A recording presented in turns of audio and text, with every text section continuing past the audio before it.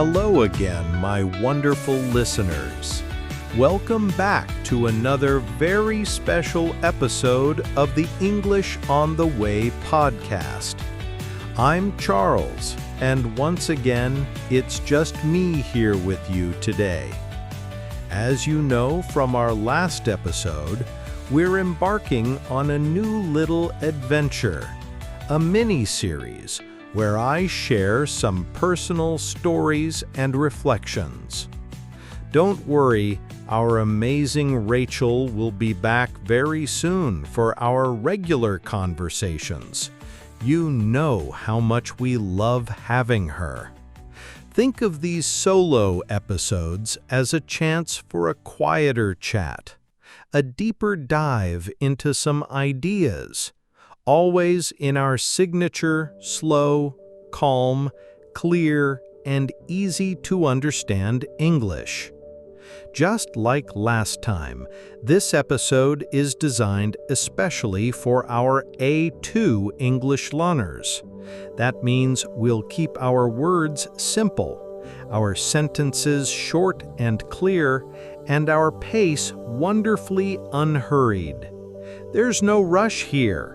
Just let the words come to you, like discovering something beautiful and unexpected. You can just listen, perhaps with your favorite cup of tea, and let your mind relax and absorb. So, are you ready? Find your most comfortable spot, take a nice deep breath, and let's gently go back in time to another moment that was truly significant for me. This time, we're going to talk about joy, the joy in small discoveries, and how they became powerful tools in my English learning journey. In our last episode, I shared a story about a moment in a cafe, a small but important step in my confidence with speaking English. Today, I want to talk about something slightly different, something that brought a lot of fun and excitement into my learning process: culture. You see, for a long time, my English learning was mostly about textbooks, grammar exercises, and vocabulary lists. And these are all very important, of course, but sometimes it felt a little dry, a little like homework. I knew I needed to learn, but sometimes it was hard to feel truly inspired. When I moved to that new city, the one I mentioned last time, I started to realize that English wasn't just in the classroom or in the grammar books. It was everywhere. It was in the songs playing on the radio, in the movies people watched, in the books they read on the train. And slowly, almost without noticing, I started to find English in places that brought me immense joy. These weren't lessons, they were discoveries. I remember feeling a little overwhelmed at first. So many songs, so many movies, so many books. Where to start? But then I thought, why not start with what I love? And what I loved at that time was music. I've always loved music. In my native language, I knew so many songs by heart, the lyrics, the feelings. But in English, it was different. I could hear the melody, but the words were often a blur. So I decided to make a game out of it. I started listening to English songs not just for the beat, but for the words. At first, it was very challenging. The singers sang so fast. The words sometimes blended together. But I didn't give up. I started with songs that had a slower tempo, songs where the singer's voice was very clear. My first big breakthrough came with a very famous, very gentle song. I won't name it now, but it was a song with a simple story about love and hope. I remember finding the lyrics online. I printed them out, and then I would play the song again and again, following the words on the paper. I would listen, then pause, listen again. Sometimes I would try to sing along, quietly, in my room. At first, I understood maybe 20% of the words. But gradually, as I listened more and looked up words in my dictionary, that 20% became 30%, then 50%, then even more. And it wasn't just about the words. It was about feeling the emotions in the song, understanding the story the singer was telling. It felt like unlocking a secret code or discovering a hidden message. It was a profound and very personal joy. And the wonderful thing was, it didn't feel like studying. It felt like playing. I was enjoying music, and at the same time, I was learning new vocabulary, understanding how sentences were formed in a natural way, and even improving my pronunciation by trying to imitate the singer. This was a true aha moment for me. Learning didn't have to be just work. It could be truly fun. After music, I naturally moved to movies and TV shows. This was another big step because movies involve not just listening, but also understanding expressions, body language, and the natural flow of conversation, which is often much faster than in songs. Again, I started simply. I didn't try to watch a complex drama with lots of technical words. I chose children's animated movies first. Why? Because the language is usually much simpler, the stories are easy to follow, and the characters often speak slowly and clearly. Plus, they are often full of happiness and good feelings. My process was simple. 1. Watch with English subtitles. This was crucial at the beginning. I could hear the words and see them written, which helped my brain connect the sound to the spelling. 2. Watch again without subtitles.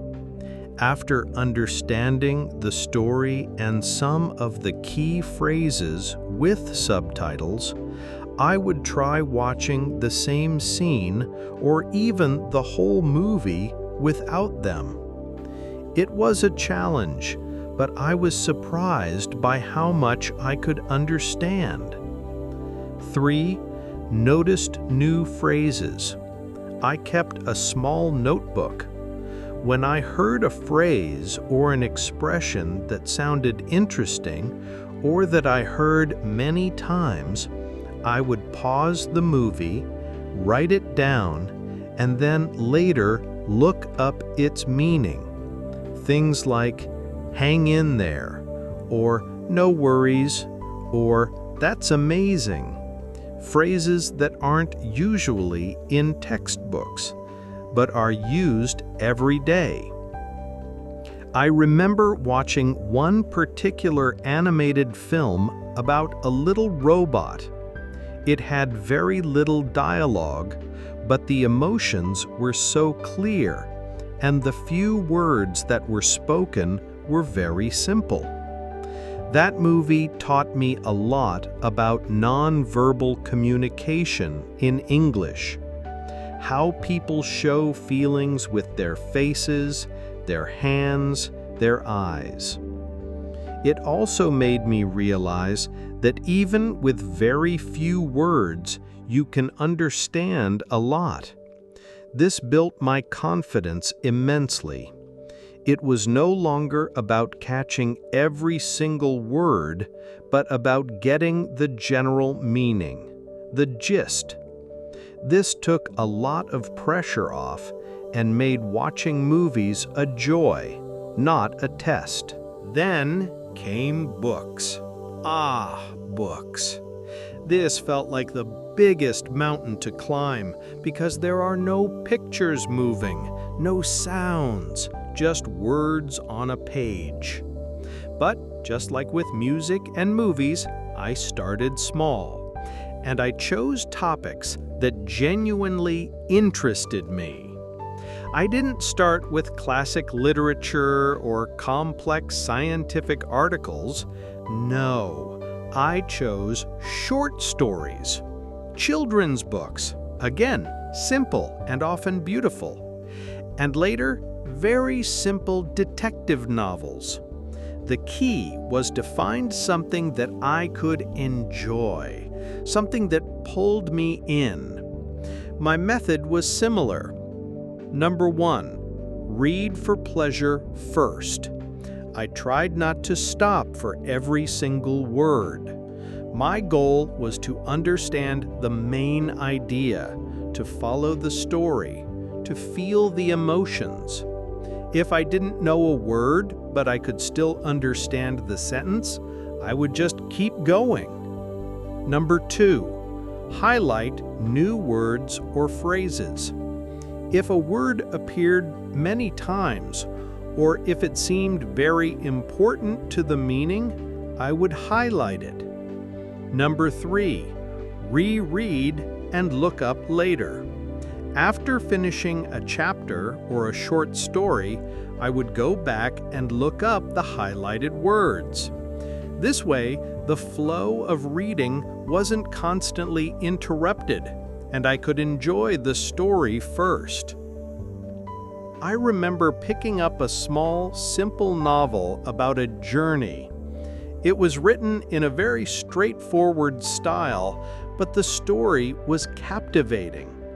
I found myself so absorbed in the characters' adventures that I forgot I was reading in English.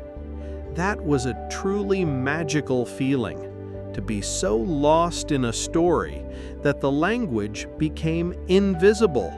It was just the story, and through that, my vocabulary grew so naturally, and I started to see grammar patterns almost instinctively, without consciously thinking about rules. This was the moment I realized that immersion isn't just about living in an English-speaking country. It's about immersing your mind in English through things you love. So, my dear listeners, this is my story about finding joy in small discoveries. It wasn't about finding the perfect method or the fastest way. It was about finding what resonated with me, what made me curious, what made me smile. Music brought rhythm to my learning, movies brought visuals and natural speech, and books opened up entire new worlds of imagination. These weren't chores, they were gifts. And the beautiful thing is, you can do this too. Think about what you love. Do you love cooking? Try following a recipe in English. Do you love sports? Watch an English commentary. Do you love art? Read an article about your favorite artist in English. The possibilities are endless. And remember, it's not about perfection. It's about engagement and enjoyment. When you enjoy something, your brain is more open, more receptive, and learning happens almost effortlessly. It's about letting English become a part of your daily life in ways that make you happy. These small discoveries, these moments of joy in understanding a lyric, a movie scene, or a paragraph in a book accumulated over time. They built my confidence, expanded my vocabulary, and made English feel less like a foreign language and more like a comfortable friend. And just like that, step by step, listening to music, watching movies, reading books, I realized I was making incredible progress. It was a beautiful, ongoing process of small, joyful discoveries. Thank you so much for joining me on this personal journey today, for listening to my story about finding English in the culture I loved. I truly hope it inspires you to look for your own small, joyful discoveries in your English learning. Remember, learning a language is not just about rules and tests. It's about exploring, connecting, and finding pleasure in the process. We'll have more of these solo episodes coming soon, and I can't wait to share more with you. And of course, keep an ear out for our wonderful regular episodes with Rachel, full of fantastic tips and conversations. Keep practicing, keep listening, and most importantly, keep discovering the joy in your English journey. Before we say goodbye for now, I have a little question for you to ponder. What is one thing you already love doing in your native language that you could try to do in English? Maybe it's watching a cartoon, listening to a particular type of music, or reading a simple blog. Think about it and consider taking that small step. You might be surprised by the joy you find. Goodbye for now, and take care.